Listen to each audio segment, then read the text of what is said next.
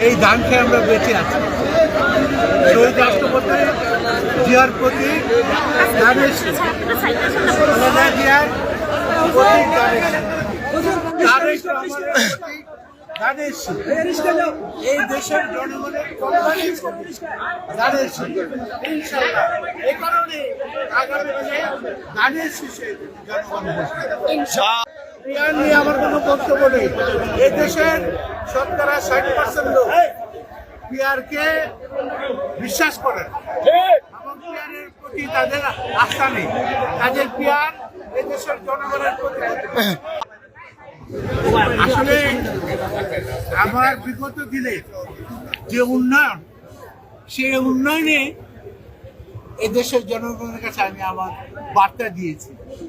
এই উন্নয়ন অব্যাহত থাকবে এমন একজন সেবক হিসেবে